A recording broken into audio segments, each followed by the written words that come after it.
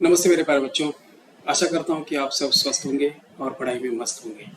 मैं दिनकर सातोनकर आप सभी का फिजिमेट इस अपने चैनल पर स्वागत करता हूँ। बच्चों, जैसे कि मैंने आपको कहा था कि नीट और जेईई के एग्ज़ाम्स में बहुत सारे बच्चों को थोड़ा सा फिजिक्स इस सब्जेक्ट को लेकर थोड़ा सा परेशानी रहती है या कभी कभी उनको ये सब्जेक्ट मुश्किल जाता है। तो इसी विषय को ध्यान में रखते हुए मैंने आपको कहा था कि हम एक नीट और जेईई के फिजिक्स इस सब्जेक्ट के लिए एक वीडियो सीरीज हम चालू करने जा रहे हैं।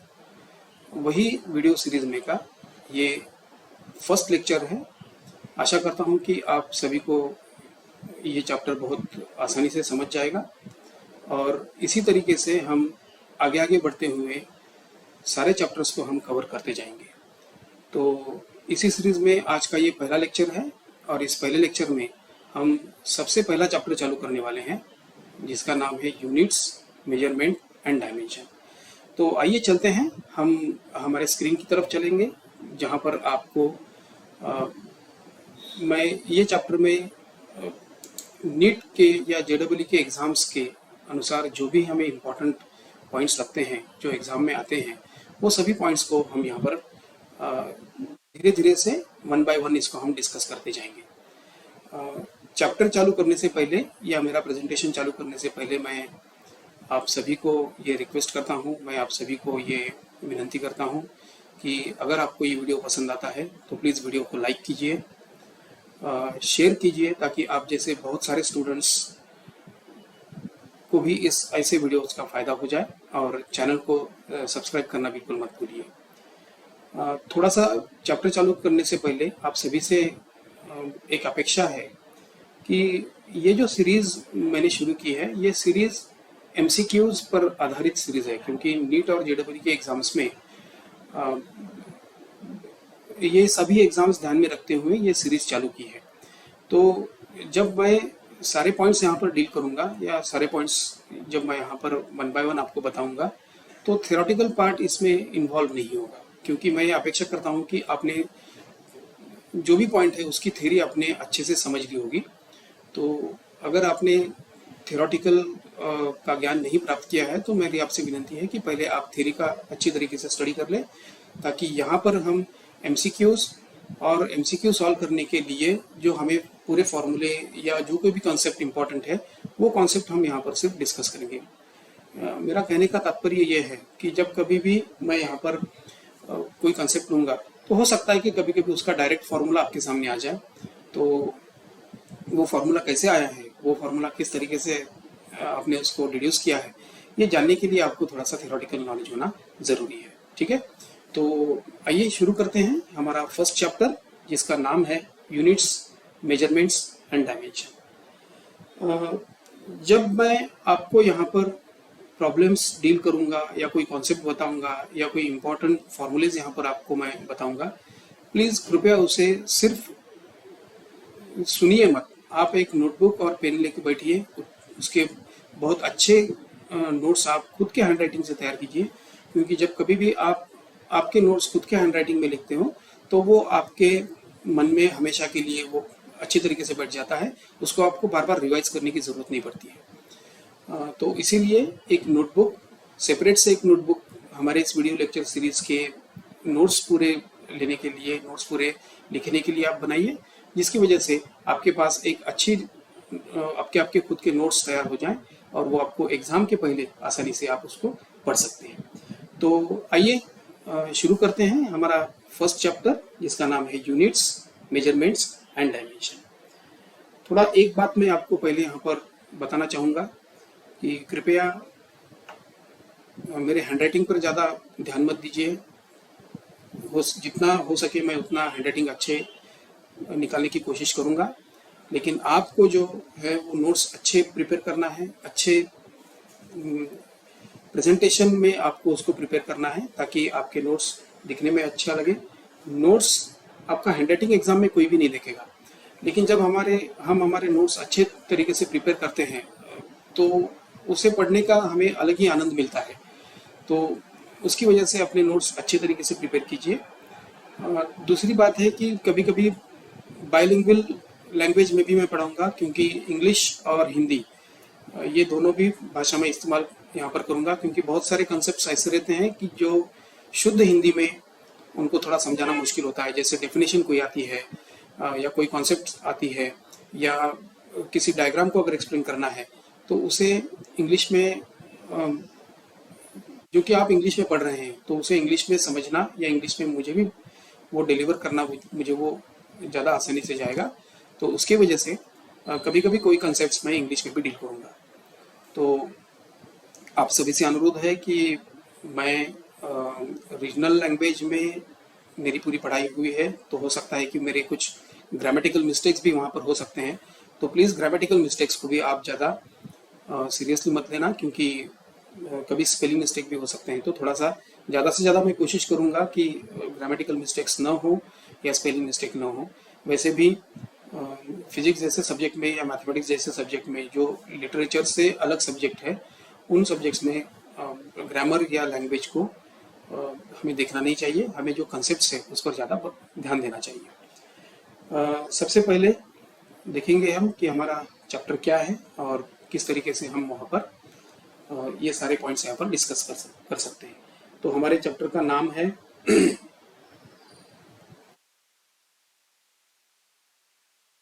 यूनिट्स, मेजरमेंट्स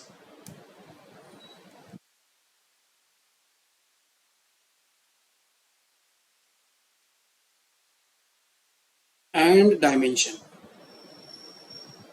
धीरे धीरे आप इन सभी का मतलब समझ जाएंगे। मैं आपको बताऊंगा कि यूनिट्स क्या रहते हैं, मेजरमेंट किसे कहेंगे, या डायमेंशंस का कंसेप्ट क्या है और डायमेंशंस पर क्वेश्चन कैसे आते हैं। ठीक है ना।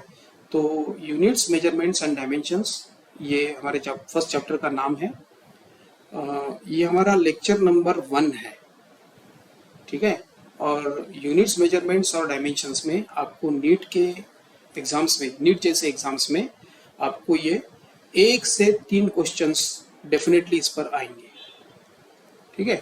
एक क्वेश्चन तो बिल्कुल रहता ही रहता है, लेकिन कभी कभी ऐसा भी देखा गया है कि किसी एग्जाम्स में इसको 3 क्वेश्चंस भी यहाँ पर आ चुके हैं। तो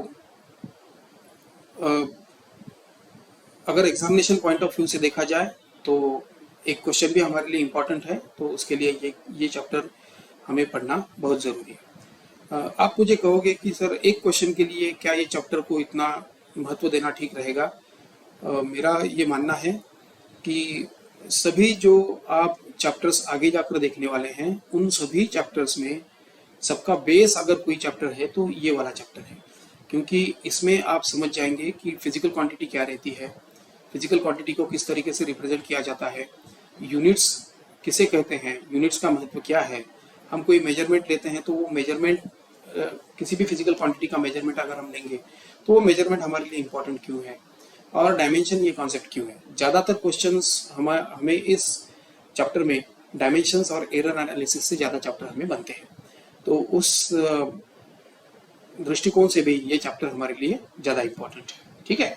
तो ये तो रहा हमारा चैप्टर का नाम और कितने क्वेश्चंस इस चैप्टर में आ सकते हैं। थोड़ा सा ओवरलुक लेते हैं कि इस चैप्टर में हम क्या देखने जा रहे हैं।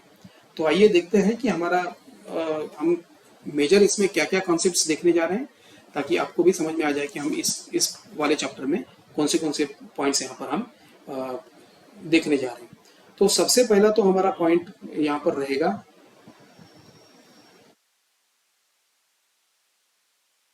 कि फिजिकल क्वांटिटी क्या है। तो हमारा सबसे बड़ा बुलेट पॉइंट रहेगा ये कि फिजिकल क्वांटिटी हम किसे कहेंगे। कोई भी जो हम नंबर्स देखते हैं, किसी भी मेजरमेंट जब हम लेते हैं तो हम उसको कोई फिजिकल क्वांटिटी किसी नंबर में हम एक्सप्रेस करते हैं, तो उसको एक्सप्रेस करने के लिए कुछ पैरामीटर्स हमें यूज करना पड़ता है, कुछ पैरामीटर्स का हमें ध्यान देना पड़ता है। तो वो पैरामीटर्स क्या है, ये हमें फिजिकल क्वांटिटी इस वाले पॉइंट में हमें ये ठीक तरीके से समझ में आ जाएगा। अब ये जो फिजिकल क्वांटिटी जो कॉन्सेप्ट है, इसमें हम कुछ सब पॉइंट्स देखेंगे। उसमें सबसे पहला जो पॉइंट रहेगा वो रहेगा फिजिकल क्वांटिटी की डेफिनेशन क्या है। तो सबसे पहले हम देखेंगे कि फिजिकल क्वांटिटी कैसे कहेंगे। उसके बाद हम देखेंगे कि फिजिकल क्वांटिटी के टाइप्स क्या क्या है। कौन से टाइप्स है जिससे हम फिजिकल क्वांटिटी को अच्छी तरीके से सेपरेट कर सकते हैं, बाइफरगेट कर सकते हैं। उसके बाद हम एक बहुत इंपॉर्टेंट कॉन्सेप्ट देखेंगे जिसका नाम है फंडामेंटल क्वांटिटीज, या जिसे हम कहेंगे फंडामेंटल फिजिकल क्वांटिटीज, और दूसरा है डिराइव्ड क्वांटिटीज। क्योंकि हमें बहुत सारी क्वांटिटीज को यहाँ पर स्टडी करना पड़ता है, मतलब कुछ क्वांटिटीज जो है वो डायरेक्टली हमें ऑब्टेन होती है, कुछ क्वांटिटीज हमें किसी और क्वांटिटीज से, फंडामेंटल क्वांटिटी का हेल्प लेकर उसको डिराइव करना पड़ता है। तो दोनों में फर्क क्या है, दोनों में डिफरेंस क्या है, फंडामेंटल क्वांटिटी हम किसे कहेंगे, डिराइव्ड क्वांटिटी हम किसे कहेंगे, ये भी एक इम्पॉर्टेंट पॉइंट है जो हमें यहाँ पर स्टडी करना है। ये तो होगा कि फर्स्ट पॉइंट फिजिकल क्वांटिटी क्या है। अब हम देखेंगे कि सेकंड वाला पॉइंट क्या है जो हम यहाँ पर डिस्कस करने जा रहे हैं, वो है इन फंडामेंटल और डिराइव्ड क्वांटिटीज को यूनिट रहता है। तो सबसे पहले हम देखेंगे कि यूनिट क्या है। उसके लिए हम देखेंगे फंडामेंटल एंड डिराइव्ड यूनिट्स क्या क्या है, किसे हम फंडामेंटल यूनिट्स बोलेंगे, किसे हम डिराइव्ड यूनिट्स बोलेंगे, दोनों में अंतर क्या है, ये हम यहाँ पर देखेंगे। लेकिन ये देखने से पहले हम थोड़ा सा यूनिट के बारे में जान लेते हैं कि यूनिट आखिर क्या, किसे कहते हैं, यूनिट की ज़रूरत क्या है, कौन से ऐसे सिस्टम्स हम यहाँ पर यूज करने जा रहे हैं कि जिसकी वजह से हम यूनिट्स को अच्छी तरीके से समझ पाएंगे। तो सबसे पहला तो फंडामेंटल एंड डिराइव्ड यूनिट्स में हमारा सब पॉइंट रहेगा व्हाट इज यूनिट। यूनिट हम किसे कहेंगे, what is the unit, unit की हमें जरूरत क्या है, ये हमें सबसे पहले यूनिट क्या है हम ये पहले डेफिनेशन पे समझ लेते हैं। उसके बाद हम देखेंगे कि ये जो हम सारा जो यूनिट देखने वाले हैं इसकी हमें क्या नीड है, what is the need to study the units, need to study the units, units को हमें स्टडी करने की जरूरत क्या है, यूनिट्स हमारे लिए क्यों इंपॉर्टेंट है, ये भी हम यहाँ पर देखने जा रहे हैं। उसके बाद एक सबसे इंपॉर्टेंट पॉइंट इसी पॉइंट में आता है, सब पॉइंट आता है, इसका नाम है कि सिस्टम ऑफ यूनिट्स क्या क्या है। हम अलग अलग सिस्टम को आज कोई भी फिजिकल क्वांटिटी को रिप्रेजेंट करने के लिए यूज करते हैं, लेकिन इन फिजिकल क्वांटिटीज को रिप्रेजेंट करते वक्त हमें यूनिट्स का फॉर्मेट क्या है ये हमें ध्यान में रखना जरूरी है। जैसे अब तक शायद आप 8-9 स्टैंडर्ड से आप पढ़ते आ रहे हैं कि कोई यूनिट्स हमें एसआई सिस्टम में रिप्रेजेंट करने की ज़रूरत पड़ती है, जैसे एमकेएस सिस्टम है, सीजीएस सिस्टम है, एफपीएस सिस्टम है। इन यूनिट सिस्टम की हमें ज़रूरत क्यों पड़ी, इसका थोड़ा सा बैकग्राउंड क्या है, हिस्ट्री क्या है, ये भी हम यहाँ पर समझ लेंगे। तो सिस्टम ऑफ यूनिट ये एक ज़रूरी सब पॉइंट हमारे पास है।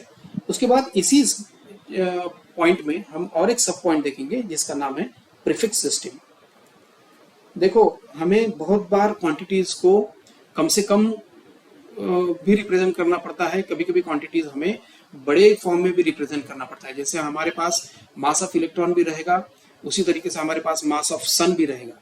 तो यही सब क्वांटिटीज जब हम रिप्रेजेंट करेंगे तो छोटे से छोटे क्वांटिटी से लेकर बड़े से बड़े क्वांटिटीज के यूनिट फॉर्म में हमें कभी कभी वो रिप्रेजेंट करने की जरूरत पड़ती है, तब हम उसे प्रीफिक्स सिस्टम में रिप्रेजेंट करेंगे। तो ये प्रीफिक्स सिस्टम क्या है ये थोड़ा सा हम यहाँ पर जानने की कोशिश करेंगे। अब ये प्रीफिक्स सिस्टम आपको कहाँ पर काम में आएगी, ये प्रीफिक्स सिस्टम आपको काम में आएगी जब आप न्यूमेरिकल्स को सॉल्व करेंगे। हो सकता है कि किसी न्यूमेरिकल में, किसी प्रॉब्लम में जो क्वांटिटीज दी गई हो वो एक ही यूनिट सिस्टम में नहीं दी जाती है। कभी कभी आपको जमलिंग में डालने के लिए, कभी कभी आपका नॉलेज चेक करने के लिए एग्जाम में ऐसे भी न्यूमेरिकल्स में क्वांटिटी, फिजिकल क्वांटिटीज आ जाती हैं कि कुछ फिजिकल क्वांटिटी सीजीएस सिस्टम में रिप्रेजेंट की जाती है, कुछ फिजिकल क्वांटिटीज एमकेएस सिस्टम में रिप्रेजेंट की जाती है। तो आपको उन सभी क्वांटिटीज को एक सिस्टम में से दूसरे सिस्टम में आपको उसको कन्वर्ट करना पड़ता है। तो उन सारे कन्वर्जन्स के लिए, यूनिट सिस्टम्स के कन्वर्जन के लिए आपको ये प्रीफिक्स सिस्टम बहुत यहाँ पर इम्पॉर्टेंट है, जो आपको काम में आएगी। उसके बाद हम एक स्टैंडर्ड जो यूनिट सिस्टम है, जो फंडामेंटल क्वांटिटीज हम देखेंगे, मास, लेंथ और टाइम, इसमें हम यही सिस्टम्स को किस तरीके से यूनिट्स के फॉर्म में रिप्रेजेंट कर सकते हैं ये भी हम यहाँ पर देखेंगे। तो अगला पॉइंट हमारा रहेगा इसमें स्टैंडर्ड ऑफ फंडामेंटल यूनिट्स, जैसे कि length, mass and time.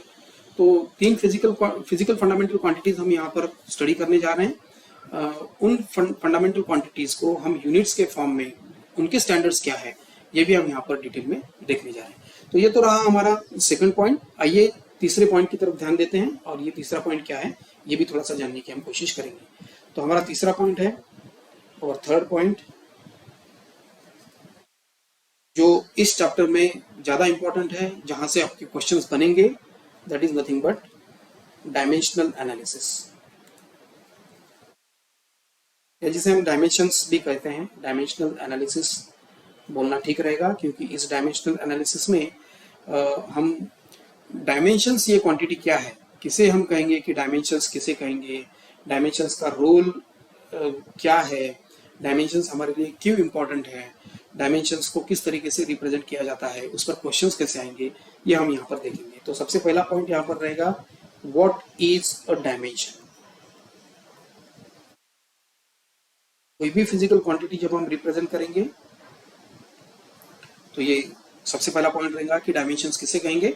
Dimensions को रिप्रेजेंट करने का एक फॉर्मेट है, एक तरीका है जिससे हम डायमेंशंस को रिप्रेजेंट करेंगे। तो वो डायमेंशंस हम किस तरीके से रिप्रेजेंट करेंगे वो सबसे पहले हमारा पॉइंट रहेगा। उसके बाद हमारा नेक्स्ट पॉइंट रहेगा कि डायमेंशनल फॉर्मूला क्या है, what is the dimensional formula. Her quantity, जो फिजिकल क्वांटिटी हम देखने जा रहे हैं, उनका एक डायमेंशनल फार्मूला रहता है। डायमेंशनल फार्मूला हमें क्यों जरूरत पड़ती है, डायमेंशंस क्या देना जरूरी है, क्या डायमेंशंस से हमें क्या क्या फायदा होता है, ये सारी बातें हम यहाँ पर डिस्कस करेंगे। लेकिन उससे पहले हमें ये देखना जरूरी है कि डायमेंशनल फार्मूला होता क्या है और कोई भी physical quantity in dimensional form में हम उसको किस तरीके से रिप्रेजेंट कर सकते हैं। उसके बाद हम देखेंगे कि ये जो हम डायमेंशंस देख रहे हैं, ये डायमेंशंस का एक्चुअल में एप्लीकेशन क्या है, हम कहाँ कहाँ पर इन डायमेंशनल फॉर्मूला को रिप्रेजेंट कर सकते हैं, वो भी हम यहाँ पर देखेंगे।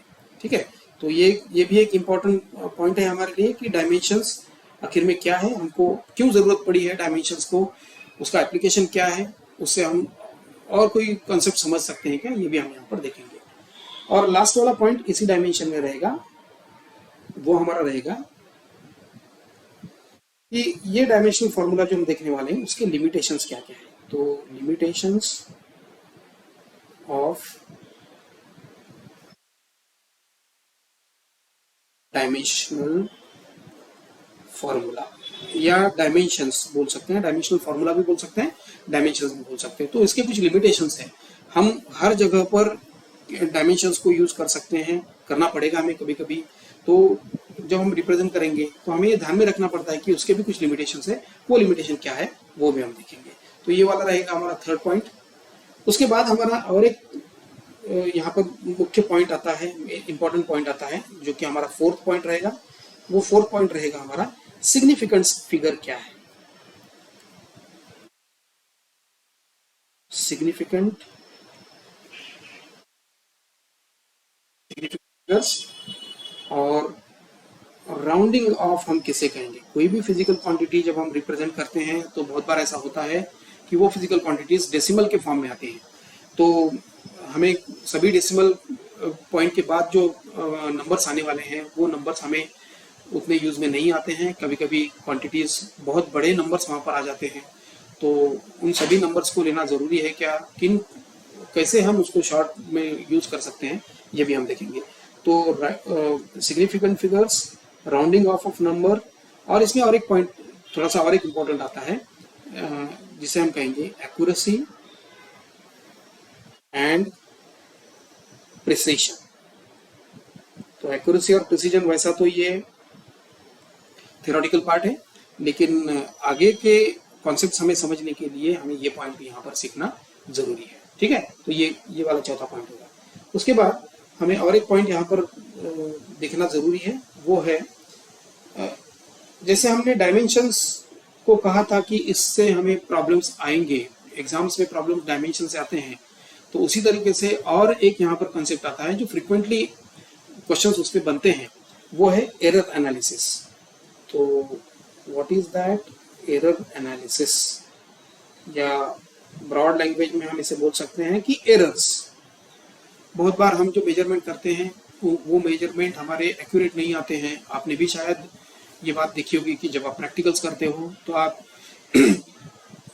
बार बार रीडिंग्स लेते हो, एक ही रीडिंग के आप 4-5 सेट लेते हो, तो आपको ये बार बार एक ही रीडिंग, एक ही टाइप के रीडिंग लेने की क्यों जरूरत पड़ती है। कभी कभी ऐसा होता है कि आप जब कोई भी मेजरमेंट करते हो तो वो मेजरमेंट आपके पूरी तरीके से एक्यूरेट नहीं आते हैं। मान के चलो आप कोई लेंथ मेजर कर रहे हो, मान के चलो आप कोई स्क्रू गेज या वर्नियर कैलिपर यूज कर रहे हो, तो जब आप मेजरमेंट लोगे तो उससे आपका एक्यूरेट मेजरमेंट नहीं आता है। तो जब एक्यूरेट मेजरमेंट नहीं आता है तो तब हम वहां पर बोलते हैं कि एरर वहां पर आ गया है। तो ये एरर क्या है, एरर को हम, क्योंकि जब कभी भी आप एरर लोगे या कोई भी मेजरमेंट में आपका एरर आएगा तो वो रीडिंग आपके परफेक्ट नहीं होंगे। तो उसके लिए हमें यहाँ पर एरर को स्टडी करना जरूरी है। अब एरर में हम कुछ इंपॉर्टेंट पॉइंट्स यहाँ पर देखेंगे।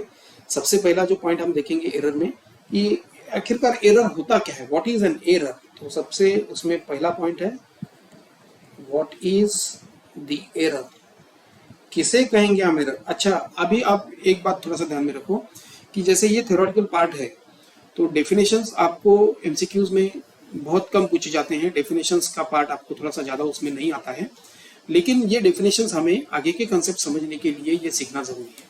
तो ये डेफिनेशन पार्ट कभी कभी आएगा तो थोड़ा सा मैं उसको एक्सप्लेन करूंगा, तो आप अच्छी तरीके से उसको सुन लें, ताकि अगर आपको डेफिनेशंस अच्छे तरीके से समझ में आ जाते हैं तो आगे का पार्ट भी आपको देखने के लिए आसान जाता है। तो ये भी पार्ट उसी टाइप में आता है, एरर एनालिसिस। लेकिन जब आप एरर का कैलकुलेशन करेंगे तो आपके प्रॉब्लम्स उस कैलकुलेशन ऑफ एरर से बनेंगे।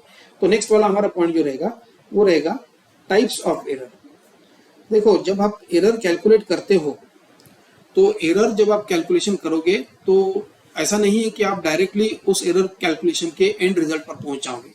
उसके कुछ स्टेप्स हैं, वो स्टेप्स आपको सबसे पहले फॉलो करना जरूरी है। एक 3-4 स्टेप्स है जो स्टेप्स फॉलो करने के बाद आप कोई भी फिजिकल क्वांटिटी में का एरर, फाइनल एरर आप उसमें का निकाल सकते हो, या जिसे हम कहेंगे परसेंटेज एरर निकाल सकते हो। तो उसके लिए हमें टाइप्स ऑफ एरर सीखना जरूरी है। उसके बाद हम नेक्स्ट पॉइंट देखेंगे कि ये एरर किस तरीके से कैलकुलेट किए जाते हैं। तो कैलकुलेशन ऑफ एरर, ये भी एक इंपॉर्टेंट पॉइंट है, क्योंकि हमारे क्वेश्चंस बनेंगे इसी पॉइंट से।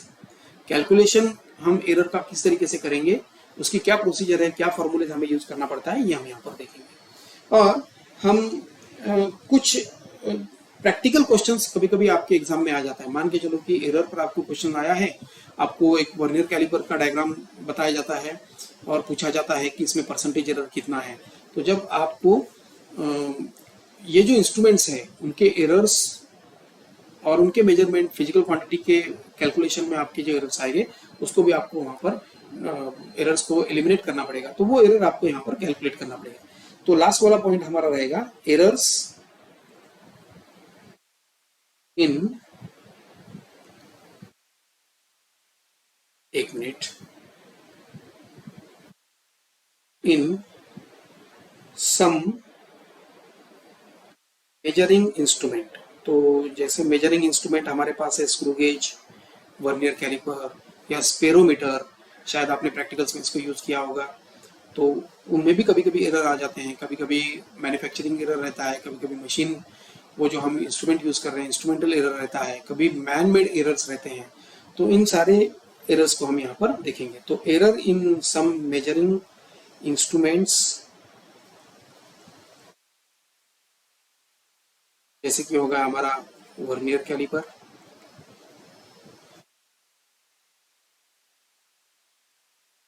या नहीं तो स्क्रू गेज या स्पेरोमीटर, है ना। तो ज्यादा से ज्यादा क्वेश्चंस आपके आएंगे वर्नियर कैलिपर से और स्क्रू गेज से। स्पेरोमीटर कभी कभी आता है, तो स्पेरोमीटर को भी हम यहाँ पर देख लेंगे। ओके, तो ये एक ओवरव्यू होगा। ये पूरे चैप्टर में हम क्या क्या पॉइंट्स स्टडी करने जा रहे हैं, क्या क्या पॉइंट्स हम यहाँ पर देखेंगे, वो सारा मैंने आपको यहाँ पर बता दिया। आपको जब ये पॉइंट्स आप देखोगे तो आपको हो सकता है कि ऐसा लगे कि ये चैप्टर तो बहुत बड़ा है और 1 मार्क के लिए या 2 मार्क, दो क्वेश्चंस के लिए या 3 क्वेश्चंस के लिए क्या उसमें हमें इतना टाइम देना चाहिए। तो हाँ, इतना टाइम हमको आपको देना यहाँ पर जरूरी है। ठीक है, ठीक है, तो आइए आगे बढ़ते हैं और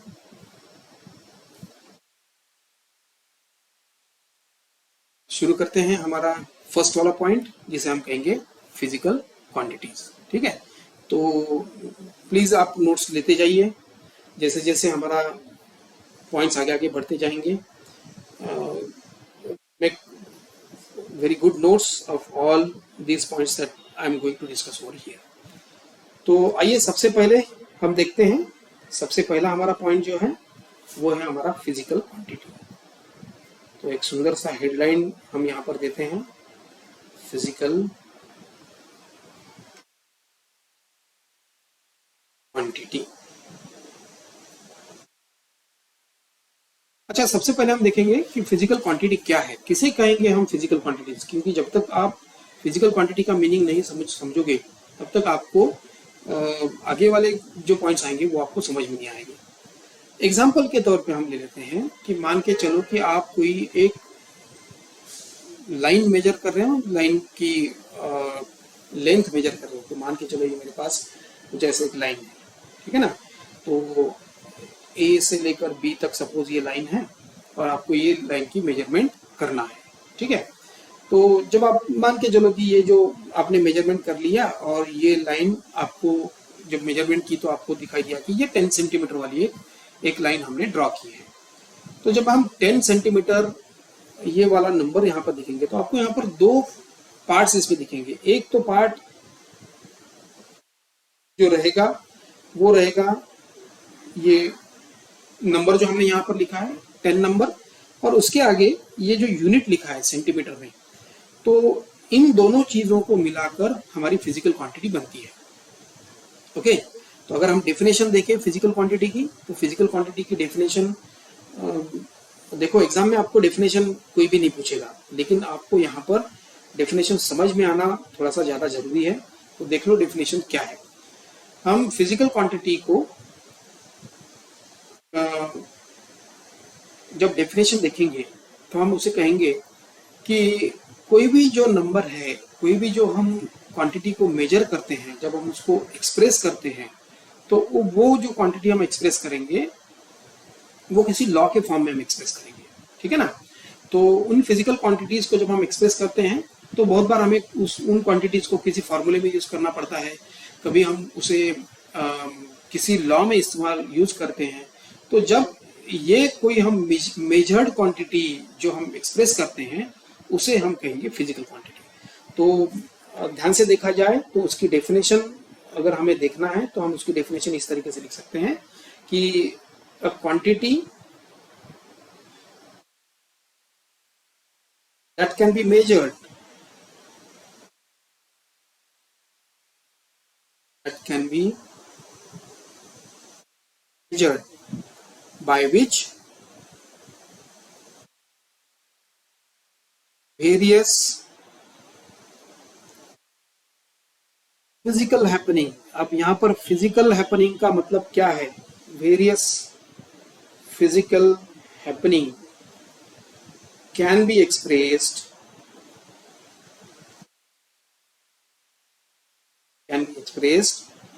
in the form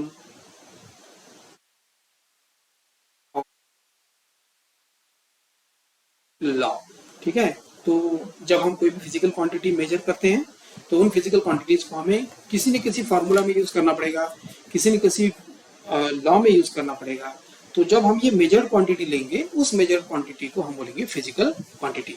अब हम यहाँ ये इन फिजिकल क्वांटिटीज को हम कहाँ पर यूज करते हैं? तो देखिए, जैसे हमें पता है कि मुझे किसी ऑब्जेक्ट का मास अगर मालूम करके लेना है तो फिजिकल क्वांटिटीज लगेगी। अगर मुझे फोर्स मालूम करना है तो मुझे मास भी लगेगा, एक्सेलरेशन भी उसका मालूम होना जरूरी है।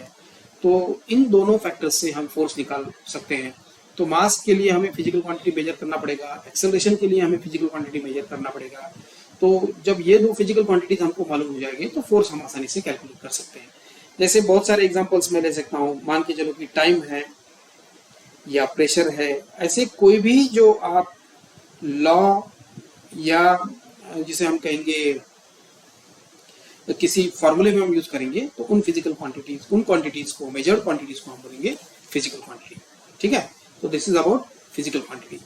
अब फिजिकल क्वांटिटी में जैसे कि मैंने आपको कहा कि दो पार्ट्स है, एक तो यहाँ पर ये 10 जो नंबर लिखा हुआ है और सेकंड ये सेंटीमीटर जो लिखा हुआ है।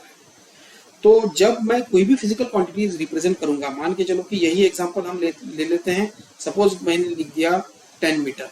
Suppose I am going to measure some measurement of length, या मुझे कोई डिस्प्लेसमेंट मेजर मालूम करके लेना है, या मुझे कोई डिस्टेंस मेजर करना है, तो यहाँ पर मैं उसको 10 मीटर की फॉर्म में रिप्रेजेंट करता हूँ। तो ये 10 मीटर जो रिप्रेजेंट करूंगा, तो ये 10 जो नंबर है, this 10 number is nothing but a numerical value. ये तो एक न्यूमेरिकल वैल्यू हो गई हमारे पास, बहुत अच्छी बात है। अब ये न्यूमेरिकल वैल्यू के साथ ये एक आगे वाला आपको एक अल्फाबेट यहाँ पर दिखेगा। This alphabet is nothing but a unit. Unit को हम डिटेल में आगे पढ़ेंगे, लेकिन जो कि फिजिकल क्वांटिटी आपके सामने आ गई है, तो मुझे ये बताना जरूरी है कि इसमें 10 क्या कहेंगे, 10 को क्या कहा जाता है, और ये मीटर यहाँ पर जो लिखा हुआ है उसको हम क्या कहेंगे।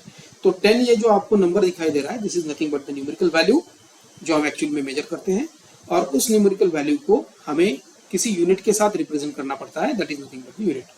ये जो न्यूमेरिकल वैल्यू हमने यहाँ पर एक्चुअल मेजर की है, that is also called as the magnitude.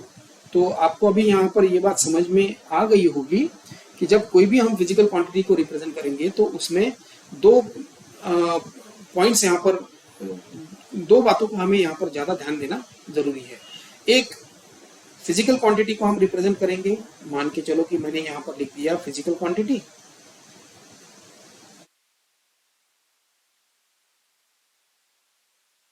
Is equals to बन गया। ये टोटल जो हम यहाँ पर देख रहे हैं, this is nothing but the physical quantity. लेकिन ये किन दोनों चीजों से बनी हुए हैं, किन दो ऐसे कौन से फैक्टर है जो यहाँ पर आ रहे हैं। एक तो आ रहा है उसका मैग्नीट्यूड, तो फिजिकल क्वांटिटी हम रिप्रेजेंट करेंगे क्यू से। एक जो आ रहा है जो हमने एक्चुअल मेजर किया है, that is nothing but the magnitude. Magnitude को हम रिप्रेजेंट करेंगे एन से, तो n is nothing but the number multiplied by ये जो मेजर्ड क्वांटिटी है जो हम किसी यूनिट में हम रिप्रेजेंट करें। यहाँ पर हमने मीटर इस्तेमाल किया है, कभी कभी हो सकता है कि आप रिक्वायरमेंट के अनुसार सेंटीमीटर यूज करो या किलोग्राम यूज करो। तो ये जो हम यूनिट जो हम यहाँ पर जो फॉर्मेट रिप्रेजेंट कर रहे हैं उसे हम बोलेंगे यू। तो हम यहाँ पर लिख सकते हैं कि Q is equals to N into you.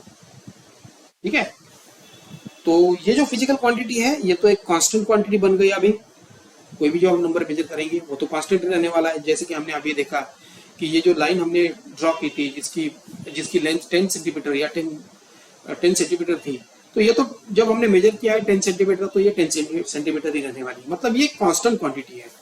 तो जब कभी भी हम इस फिजिकल क्वांटिटी को रिप्रेजेंट करेंगे तो ये फिजिकल क्वांटिटी एक कांस्टेंट क्वांटिटी है।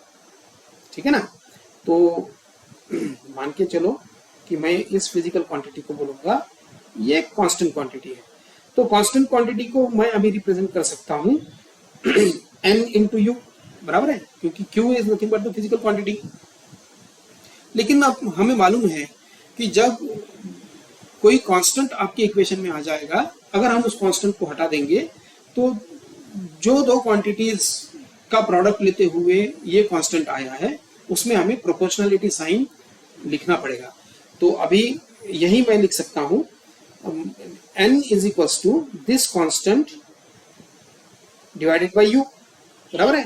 तो अभी अगर मैं एक कांस्टेंट हटा दूं तो मुझे ये लिखना पड़ेगा n is proportional to 1 divided by u। इसका मतलब होता है कि ये जो फिजिकल क्वांटिटी है ये आपके यूनिट के इनवर्सली प्रोपोर्शनल है। छोटा सा एक एग्जांपल लेते हैं कि यहां से तो हमें ये बात समझ में आ गई कि n इज इनवर्सली प्रोपोर्शनल। इसका मतलब ये होता है कि जैसे जैसे फिजिकल क्वांटिटी बढ़ेगी तो उसका यूनिट छोटा होता जाएगा, जैसे जैसे फिजिकल क्वांटिटी कम होगी उसका यूनिट बढ़ता जाएगा। हम इसको उल्टे भी तौर पे बोल सकते हैं कि जितना यूनिट बढ़ जाएगा क्वांटिटीज कम हो जाएगी, जितना यूनिट हम छोटे इसमें एक्सप्रेस करेंगे तो वो क्वांटिटी बढ़ जाएगी। ठीक है ना, तो जैसे सपोज आप कोई भी डिस्टेंस जो है, अगर आप 1000 मीटर में जब आप उसको एक्सप्रेस कर रहे हो, ठीक है ना, तो आपने यहाँ पर 1000 एक्सप्रेस कर दिया। लेकिन अगर यही मुझे अगर किलोमीटर में एक्सप्रेस करना है तो मैं यहाँ पर लिख सकता हूँ 1 kilometre is equals to 1000 metre. तो देखो हमारा यूनिट बढ़ गया, तो वो जो फिजिकल क्वांटिटीज है जो हम पहले 1000 में एक्सप्रेस कर रहे थे अब वो 1 में एक्सप्रेस कर रहे हैं, और जैसे ही यूनिट छोटा हो गया तो फिजिकल क्वांटिटी बढ़ गई। इसके लिए ये वाला जो ये एक्सप्रेशन है, ये एक्सप्रेशन थोड़ा सा हमारे लिए इंपॉर्टेंट है, तो थोड़ा समझ लीजिए। n is inversely proportional to n is inversely proportional to u, या हम इसे कह सकते हैं कि n is proportional to 1 divided by u। Larger will be the unit, smaller will be the magnitude of that physical quantity. ठीक है, तो आशा करता हूं कि आपको फिजिकल क्वांटिटी क्या है, हम उसको किस तरीके से रिप्रेजेंट करेंगे, ये आपको यहाँ पर समझ में आ गया होगा। चलो, बहुत अच्छी बात है। सेकंड वाले पॉइंट पर हम जाते हैं, जो है कि ये जो फिजिकल क्वांटिटी हम रिप्रेजेंट करेंगे उसके टाइप्स क्या क्या है। ठीक है ना, क्योंकि टाइप्स हमें सीखना बहुत जरूरी है। कभी कभी फिजिकल क्वांटिटी किसी अलग अलग फॉर्म में आती है, तो वो फॉर्म को जब तक हम समझेंगे नहीं तब तक हम उन फिजिकल क्वांटिटीज को किस तरीके से डील कर पाएंगे ये भी हमें समझ में नहीं आएगा। तो टोटल अगर हम टाइप्स देखें तो वैसे तो ब्रॉडली हम इसको 3 टाइप्स में डिवाइड करते हैं लेकिन अगर वास्तविकता में देखी जाए तो कोई भी फिजिकल क्वांटिटी 4 टाइप्स में हम उसको बाइफरकेट कर सकते हैं। तो फिजिकल क्वांटिटी,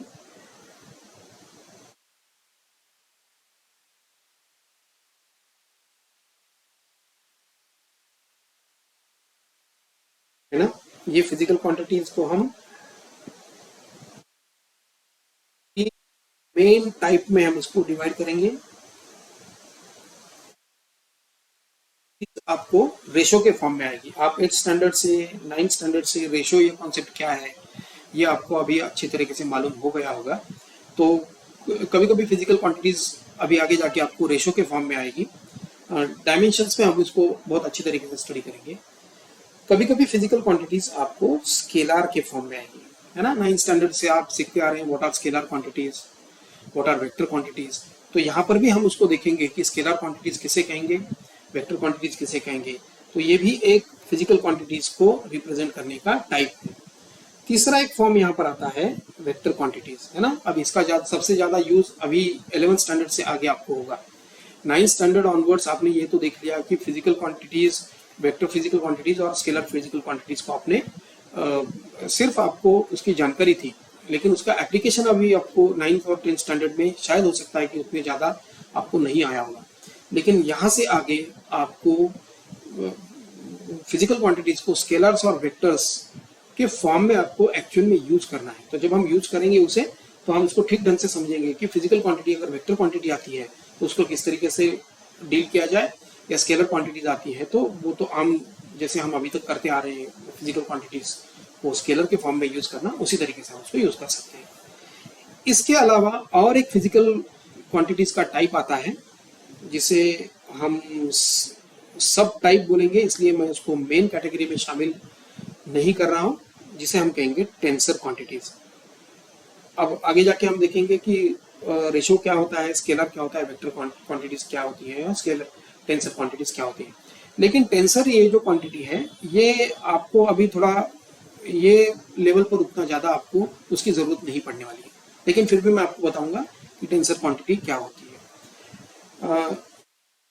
इससे आगे अगर आपको कोई किसी वाइवा में या एग्जाम्स में अगर आपको क्वेश्चन पूछे कि what are the types of the physical quantities, तो please don't tell only 2 types, that is scalar quantities and vector quantities. नहीं, फिजिकल क्वांटिटीज के एक्चुअल में 4 टाइप्स होते हैं, जिसे हम रेशोज के फॉर्म में यूज करते हैं। कभी कभी इन्हीं फिजिकल क्वांटिटीज को हमें स्केलर के फॉर्म में यूज करना पड़ेगा, कभी कभी हमें वेक्टर के फॉर्म में यूज करना पड़ेगा। और आगे जाके आप जब फिजिक्स की कुछ हायर स्टडी करते हो या इंजीनियरिंग की स्टडी आप डिटेल में करोगे तो आपको और एक इसका टाइप समझ में आ जाएगा। वो टाइप है हमारा टेंसर टाइप। तो टेंसर में तो अभी हम ज्यादा उसको यूज में नहीं लेने वाले, इसलिए मैं उसको अभी ब्रैकेट में लिखता हूँ। लेकिन रेशो आप 8 स्टैंडर्ड से या जहाँ से आप मैथमेटिक्स को ठीक ढंग से समझ रहे हो उस स्टैंडर्ड से आप उसको रेशो को यूज करते आ रहे हो। स्केलर्स और वेक्टर क्वांटिटीज को यहाँ से आप अच्छे तरीके से आगे उसको यूज करेंगे। एक बात थोड़ा सा आपको मैं यहाँ पर पहले ही बता दूं कि अभी तक आप डायरेक्शंस को लेकर 9-10 स्टैंडर्ड तक आप ज़्यादा उतना सीरियस नहीं थे। कोई भी फिजिकल क्वांटिटी जो डायरेक्शंस वहाँ पर रिप्रेजेंट करना जरूरी है तो आप ज़्यादा उसमें सीरियस नहीं थे। लेकिन अभी आपकी अगर डायरेक्शन बदल जाती है तो आपके क्वांटिटी का मतलब भी बदल जाता है। तो इन सारी चीज़ों को ध्यान में रखते हुए हम यहाँ से आगे फिजिकल क्वांटिटीज को, स्केलर्स और वेक्टर्स को जब उसके फॉर्म में रिप्रेजेंट करेंगे तो थोड़ा हमें कॉशियसली वहाँ पर डील करना पड़ेगा। ठीक है, so this is all about what are the types of the physical quantities. ठीक है, अब रेशो आप बहुत बार इसको देख चुके होंगे। कोई भी फिजिकल क्वांटिटी जो हम रेशो के फॉर्म में रिप्रेजेंट करेंगे तो न्यूमरेटर और डिनोमिनेटर के फॉर्म में ये क्वांटिटीज आती हैं। जैसे आपने शायद फॉर्मूला 9th स्टैंडर्ड में रिलेटिव डेंसिटी का फॉर्मूला देखा होगा। रिलेटिव डेंसिटी आखिर में क्या है, हम उसको लिखते हैं कि density of the object divided by density of water at 4 degree centigrade. ठीक है ना। या आपने देखा होगा रिफ्रैक्टिव इंडेक्स का फॉर्मूला, शायद आपने लाइट इस चैप्टर में देखा होगा कि रिफ्रैक्टिव इंडेक्स को जब हम रिप्रेजेंट करते हैं तो उसे हमें रिप्रेजेंट करना पड़ता है velocity of light in air divided by velocity of light in that particular medium in which we are using the light, in which we are sending the light ray। तो जब ये दो क्वांटिटीज को हम देखेंगे तो उन्हें जब हमें रेशो के फॉर्म में लिखना पड़ता है, और जब हमें रेशो के फॉर्म में लिखते हैं तो वहाँ पर सेम क्वांटिटी होने की वजह से हम उसको रेशो के फॉर्म में बोलते हैं। तो रेशो हमें अगर डेफिनेशन देखी जाए या उसको हम डिटेल में देखी जाए तो न्यूमरेटर और डिनोमिनेटर में, in numerator in denominator, नहीं और नहीं बोला जाएगा यहाँ पर, और नहीं बोला जाएगा, and in denominator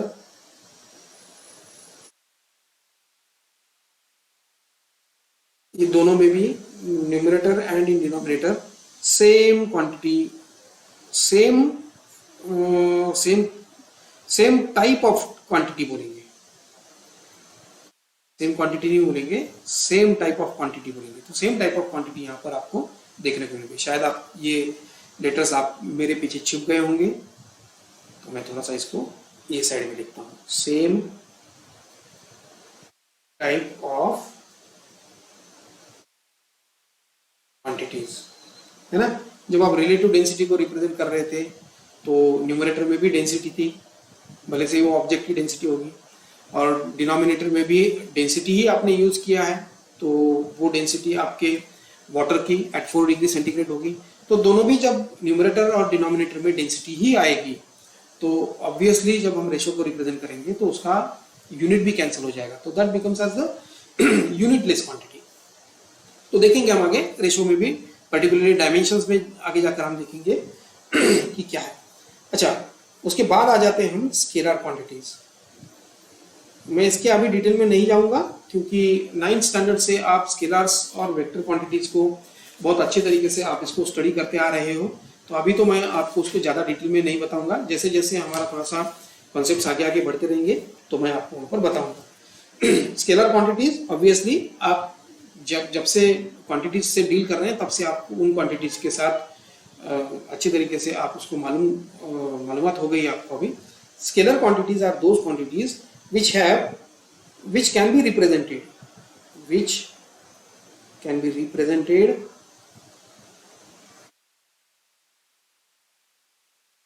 in magnitude only, which can be represented in the form of or with the help of magnitude only। ठीक है ना, उन फिजिकल क्वांटिटीज को हम बोलेंगे स्केलर क्वांटिटीज। अब जैसे कि मैंने आपको कहा था कि यहाँ से आगे आपको डायरेक्शंस का ध्यान रखना बहुत जरूरी है। ठीक है ना, तो जब हम डायरेक्शंस को यहाँ पर स्टडी करेंगे तब आपको वहाँ पर मैग्नीट्यूड के साथ साथ डायरेक्शन भी वहाँ पर स्पेसिफाई करना जरूरी है। लेकिन कुछ क्वांटिटीज ऐसी रहती हैं कि जिन्हें हमें डायरेक्शन बताने की जरूरत नहीं पड़ेगी, सिर्फ मैग्नीट्यूड से हमारा काम चल जाता है, या वो क्वांटिटी पूरी तरीके से हम मैग्नीट्यूड में रिप्रेजेंट कर सकते हैं। तो उन फिजिकल क्वांटिटीज को हम बोलेंगे स्केलर क्वांटिटीज। ठीक है, इसके एग्जाम्पल क्या रहेंगे? एग्जाम्पल हम बहुत सारे ले सकते हैं। मास एक स्केलर क्वांटिटी है, डिस्टेंस ये एक स्केलर क्वांटिटी है, उसके बाद डेंसिटी ये एक स्केलर क्वांटिटी है। चाहे तो आप ले सकते हैं वॉल्यूम या एरिया, ऐसे भी आप यहाँ पर फिजिकल क्वांटिटीज ले सकते हैं, ठीक है ना। तो जब आपको मैग्नीट्यूड के साथ साथ डायरेक्शन की जरूरत नहीं पड़ेगी तो उन क्वांटिटीज को आप बोलोगे स्केलर क्वांटिटीज। अच्छा, स्केलर क्वांटिटी का एक इंपॉर्टेंट रूल है, इसके जो कैलकुलेशंस होंगे वो कैलकुलेशंस हम जैसे अभी तक अलजेब्रिक लॉज के जरिए हम कैलकुलेशन करते आ रहे हैं, जैसे एडिशन है, सब्ट्रैक्शन है, मल्टीप्लिकेशन है, यही सब अलजेब्रिक लॉज हम कोई भी दो स्केलर क्वांटिटीज का जब कैलकुलेशन करना पड़ता है तो यूज करेंगे। अब ये मैं आपको क्यों बता रहा हूँ, क्योंकि आपको मैं बार बार बता रहा हूँ कि जब हम वेक्टर क्वांटिटीज को स्टडी करेंगे, जब हम वेक्टर क्वांटिटीज के हो सकता है कि एडिशन हो, सब्ट्रैक्शन हो, तब हमें मैग्नीट्यूड के साथ साथ उसकी डायरेक्शन भी ध्यान में रखना जरूरी है। तो यहाँ पर जो हम दो स्केलर क्वांटिटीज का जब हम कैलकुलेशन करेंगे तो that can be followed with simple our algebraic laws. Algebraic laws से हम इनका एडिशन, सब्ट्रैक्शन, मल्टीप्लिकेशन, डिवीजन ये सारा कर सकते हैं, ठीक है। अब जाते हैं कि वेक्टर क्वांटिटीज क्या है ये देखने के लिए बच्चों थोड़ा सा यहाँ पर ज़्यादा ध्यान देना जरूरी है, क्योंकि जैसे कि मैंने आपको कहा कि क्वांटिटीज जब हम रिप्रेजेंट करेंगे तो इन क्वांटिटीज को रिप्रेजेंट करते वक्त हमें मैग्नीट्यूड और डायरेक्शन दोनों भी यहाँ पर याद में रखना जरूरी है। तो vector quantities are those quantities which can be represented, और या हम ऐसा उसको बोल सकते हैं कि जिनको रिप्रेजेंट करने के लिए मैग्नीट्यूड के साथ साथ along with the magnitude direction भी यहाँ पर इंपॉर्टेंट है। ऐसा नहीं है कि मैग्नीट्यूड और डायरेक्शन, नहीं, magnitude and direction both the things are necessary to represent any vector quantity. अब यहाँ पर डायरेक्शन क्यों जरूरी है? क्योंकि जैसे ही आप कोई वेक्टर क्वांटिटी रिप्रेजेंट करेंगे तो यहाँ पर डायरेक्शन हमें मैग्नीट्यूड को प्लस लेना है या मैग्नीट्यूड को माइनस कंसिडर करना है, यह हमें यहाँ पर इस वाले डायरेक्शन से समझ में आता है। तो those quantities are called as vector quantities which can be expressed or which is necessary to express with the help of magnitude as well as direction. Those quantities are called as the vector quantities. इसके example क्या है? आप 9th standard से study करते आ रहे हो। Force ये एक वेक्टर क्वांटिटी है, डिस्प्लेसमेंट ये भी एक वेक्टर क्वांटिटी है, या और आप बहुत सारे ऐसे एग्जांपल्स ले सकते हैं जैसे मोमेंटम है, ये भी एक वेक्टर क्वांटिटी है, ठीक है ना।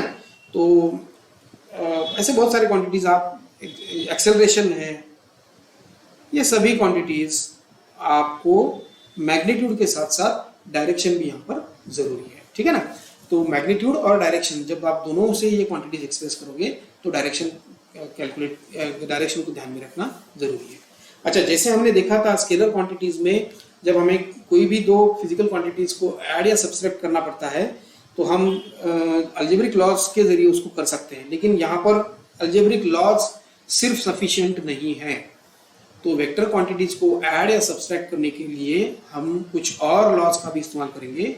जब हम वेक्टर ये थोड़ा सा डिटेल में देखेंगे तो आपको ये बात समझ में आ जाएगी। तो वेक्टर एडिशन, वेक्टर सब्ट्रैक्शन, हम कुछ स्पेशल वेक्टर्स के जो लॉज हैं जहाँ पर हमें मैग्नीट्यूड साथ साथ डायरेक्शन का भी कंसिडरेशन करना जरूरी है। तो जब हम देखेंगे कि दो वेक्टर्स क्वांटिटी है उनको किस तरीके से ऐड किया जाए या सब्ट्रैक्ट किया जाए, जैसे लॉ ऑफ पैरेललोग्राम है और एक दो लॉ है, लॉ ऑफ ट्रायंगल है। तो ये लॉज के जरिए ही हम उसका एडिशन सब्ट्रैक्शन हम इन वेक्टर क्वांटिटीज का कर सकते हैं, ठीक है। तो this is about the vector quantities. Vectors पे मैं एक अलग से वीडियो बनाऊंगा, क्योंकि आगे जाने से पहले मैं ये जरूरी समझता हूँ कि वेक्टर क्वांटिटीज को थोड़ा सा ठीक से और वेक्टर अलजेब्रा समझना जरूरी है। चलिए आगे बढ़ते हैं और देखते हैं कि जैसे हमने ये तीनों फिजिकल क्वांटिटीज देखे थे, वैसे और एक फिजिकल क्वांटिटी हम यहाँ पर सिर्फ उसकी मालूमात लेने वाले हैं, उसको स्टडी नहीं करने वाले। That is nothing but the tensor quantities.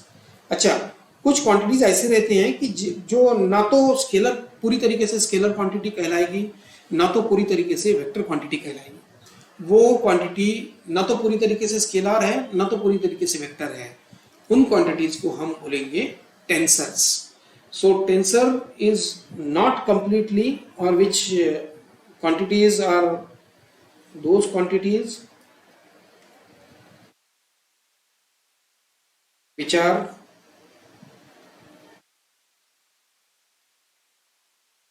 not completely specified या expressed, कुछ भी बोल सकते हो, which are not completely specified even by magnitude,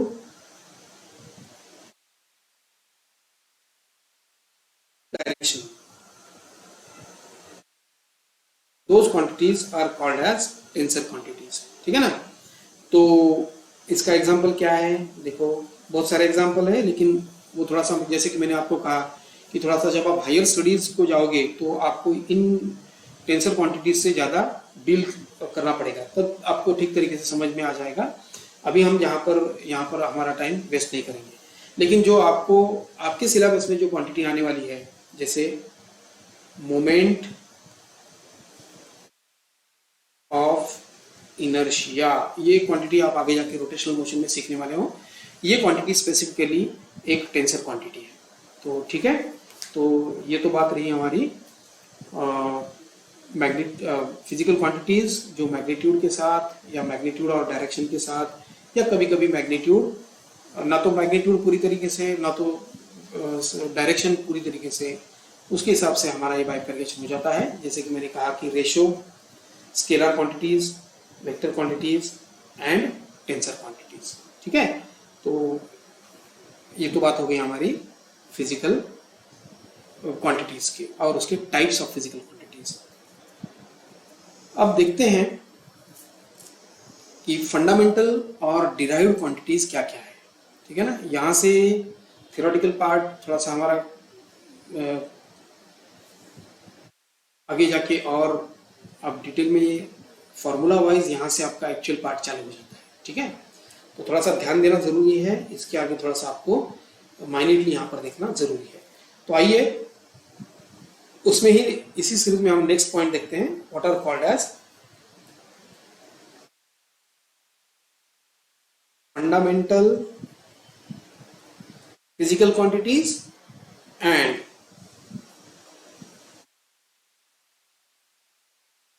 derived physical quantities. Fundamental quantities हम किसे कहेंगे या डिराइव्ड क्वांटिटीज हम किसे कहेंगे। एक छोटा सा एग्जांपल मैं आपको दे देता हूं। हमने फोर्स क्या होता है या एक्सेलरेशन क्या होता है या वेलोसिटी क्या होती है, ये हमने 9th स्टैंडर्ड से लिखा हुआ है। जैसे हम लिख सकते हैं कि फोर्स का फॉर्मूला हमारे पास है, एक मिनट, जैसे हमारे पास फोर्स का फॉर्मूला है जिसे हम लिखते हैं F is equals to mass into acceleration. ठीक है ना। तो जब हमें फोर्स को रिप्रेजेंट करना पड़ता है तो हमें दो क्वांटिटीज की यहाँ पर जरूरत पड़ेगी, एक तो पड़ेगा मास और सेकंड पड़ेगा एक्सेलरेशन। अब फोर्स को हम कोई भी एक फिजिकल क्वांटिटी से, सिर्फ और सिर्फ एक फिजिकल क्वांटिटी से हम उसको रिप्रेजेंट नहीं कर सकते हैं। हमें हेल्प यहाँ पर लेना पड़ा है दो फिजिकल क्वांटिटीज, जैसे मास और एक्सेलरेशन। तो जब हमें कोई भी फिजिकल क्वांटिटीज को रिप्रेजेंट करने के लिए दो या दो से ज्यादा फिजिकल क्वांटिटीज का सहारा लेना पड़ता है या हेल्प लेनी पड़ती है, उन क्वांटिटीज को हम बोलेंगे डिराइव्ड फिजिकल क्वांटिटीज। तो फंडामेंटल क्वांटिटीज क्या क्या है? Fundamental quantities are those quantities which can be expressed independently. ठीक है ना। तो हम देखेंगे कि सबसे पहले फंडामेंटल क्वांटिटी क्या है। तो फंडामेंटल क्वांटिटीज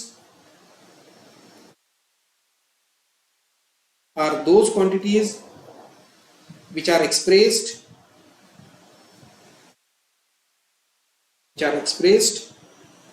independently। ठीक है ना। इंडिपेंडेंटली का मतलब उन्हें रिप्रेजेंट करने के लिए कोई और फिजिकल क्वांटिटी का हेल्प नहीं पड़ता है, कोई सहारा लेना नहीं पड़ता है, ठीक है ना। Without taking express independently, without taking help of other physical quantity। तो ऐसी क्वांटिटीज जिन्हें एक्सप्रेस करने के लिए हमें कोई और क्वांटिटीज का सहारा नहीं लेना पड़ेगा, जो डायरेक्टली एक ही क्वांटिटी से रिप्रेजेंट किया जा सकता है, उन क्वांटिटीज को हम बोलेंगे फंडामेंटल क्वांटिटीज। वैसे तो देयर आर 7 फंडामेंटल क्वांटिटीज जो साइंटिफिक कम्युनिटी ने जो एक्सप्रेस किए हैं।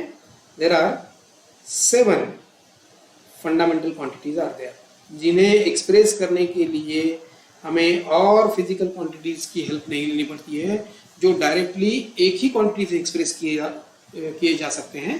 That is nothing but the 7 fundamental quantities.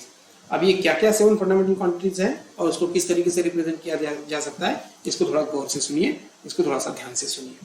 तो उसमें फर्स्ट फिजिकल क्वांटिटी है, इसमें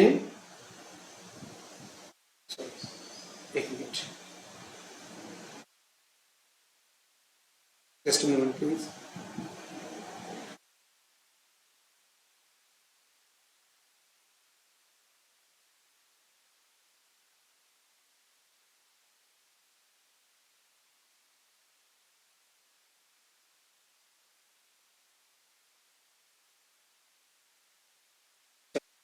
इसमें फर्स्ट फिजिकल क्वांटिटी है, वो है लेंथ। लेंथ को किस में रिप्रेजेंट करेंगे, हम लेंथ को रिप्रेजेंट करेंगे एल के फॉर्म में, ठीक है ना। कभी कभी वो डिस्प्लेसमेंट या डिस्टेंस ऐसे भी फॉर्म में आते हैं, तो जब आएंगे तो उसका स्पेसिफिक नोटेशन हम वहां पर यूज करेंगे, लेकिन यहाँ पर हम उसको एल के फॉर्म में रिप्रेजेंट करेंगे। The proper unit which is used for the measurement of length is nothing but metre, ठीक है। उसके बाद सेकंड फिजिकल क्वांटिटी हमारे पास आ जाती है, जैसे नथिंग बट मास, जिसे हम रिप्रेजेंट करेंगे एम के फॉर्म में और जिसका यूनिट रहेगा किलोग्राम, ठीक है। उसके बाद थर्ड फिजिकल क्वांटिटी हमारे पास आ जाती है, फंडामेंटल क्वांटिटी आ जाती है टाइम, जिसे हम टी को रिप्रेजेंट करेंगे, जो हमें सेकंड्स में रिप्रेजेंट करना पड़ेगा। Fourth is nothing but your electric current, ठीक है, जो हम आई में रिप्रेजेंट करेंगे, कैपिटल आई में रिप्रेजेंट करते हैं। उसके बाद फिफ्थ फिजिकल क्वांटिटी आ जाएगी थर्मोडायनामिक टेम्परेचर, जिसे हम टी से रिप्रेजेंट करेंगे और उसका यूनिट रहेगा केल्विन। उसके बाद सिक्स फिजिकल क्वांटिटी रहेगी हमारी अमाउंट ऑफ सब्सटेंस,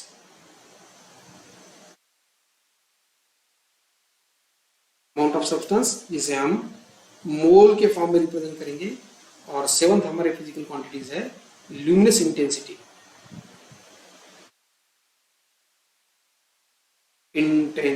ये ल्यूमिनस इंटेंसिटी क्या है, हो सकता है कि आपको थोड़ा सा ये वर्ड अजीब सा लगे, लेकिन ल्यूमिनस इंटेंसिटी, मान के चलो कि मेरे पास कोई लाइट सोर्स है, बल्ब है, तो उसकी इंटेंसिटी, जिसे हम हिंदी में प्रखरता कहते हैं, तो वो किस तरीके से रिप्रेजेंट की जाएगी, वो भी हम फंडामेंटल क्वांटिटीज में उसको रिप्रेजेंट करते हैं। तो that is also luminous intensity is also fundamental quantity. अच्छा, इसका यूनिट क्या है, तो इसका यूनिट हम रिप्रेजेंट करेंगे कैंडेला में, ठीक है।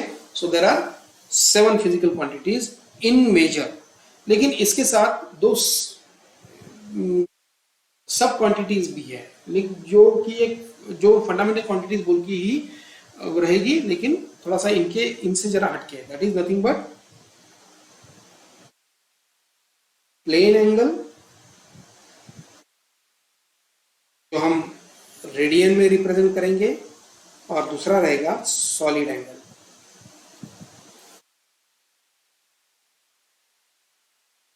जिसे हम स्टेरेडियन में एक्सप्रेस करेंगे, ठीक है ना। तो फंडामेंटल क्वांटिटीज को हमने 7 टाइप्स में बाइफरगेट किया है, या उसके 7 टाइप्स, 7 फॉर्म्स ऐसा बोलिए: length, mass, time, electric current, thermodynamic temperature, amount of substance, luminous intensity, और 2 सब टाइप है प्लेन एंगल और सॉलिड एंगल। आप इन दो प्लेन एंगल और सॉलिड एंगल को इनके साथ भी रख सकते हैं या उसको अलग से भी हम देख सकते हैं। ठीक है, तो ये होगा हमारा fundamental and derived quantities, sorry fundamental quantities. अब डिराइव्ड क्वांटिटीज क्या है ये देखेंगे और आज का लेक्चर यहाँ पर समाप्त कर देंगे। तो देखेंगे हम कि डिराइव्ड क्वांटिटीज को हम कैसे रिप्रेजेंट कर सकते हैं। सो डिराइव्ड फिजिकल क्वांटिटीज, तो नाम से ही शायद आपको समझ में आ गया होगा कि डिराइव्ड क्वांटिटीज, डिराइव्ड का मतलब क्या है। कोई भी अब चीज को जब हम दो चीजों को मिलाकर या with the help of two or more than two things when we combine or take use, then that particularly substance we call as the derived substance। तो यहाँ पर भी फिजिकल क्वांटिटी को जब हम दो या दो से ज़्यादा क्वांटिटीज की हेल्प से रिप्रेजेंट कर सकते हैं या उसको रिप्रेजेंट करने के लिए दो या तीन फिजिकल क्वांटिटीज को हेल्प में लेना पड़ता है, उन फिजिकल क्वांटिटीज को हम बोलेंगे डिराइव्ड क्वांटिटीज। ठीक है ना। इन सात और ये दो क्वांटिटीज को छोड़कर, मतलब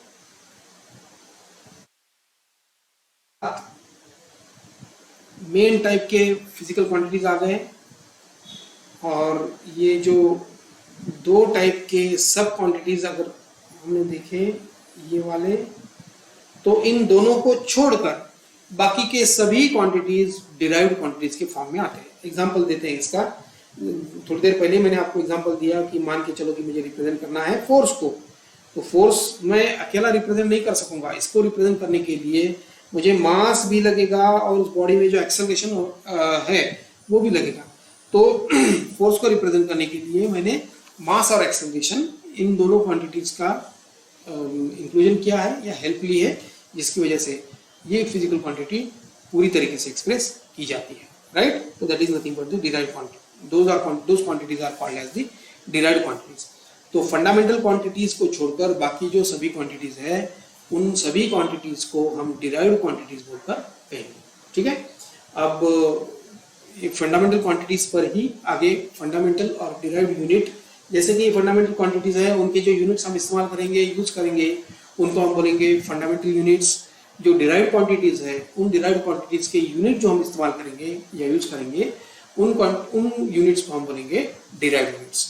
तो डिराइव्ड यूनिट्स क्या है, फिजिकल क्वांटिटीज क्या है, फिजिकल यूनिट्स क्या है, फंडामेंटल यूनिट्स क्या है, ये हम नेक्स्ट वाले वीडियो लेक्चर में देखेंगे, जहाँ पर आपको ये वाला पार्ट और उसके आगे वाला पार्ट भी हम यहाँ पर कवर कर लेंगे। तो आज के लिए बस इतना ही रखना चाहूँगा। Be in tune with me और पढ़ते रहिए, आगे बढ़ते रहिए, स्वस्थ रहिए, पढ़ाई में मस्त रहिए और अपने माता पिता का और गुरुजन का उचित सम्मान कीजिए। और वीडियो अगर पसंद आ गया हो तो वीडियो को लाइक कीजिए।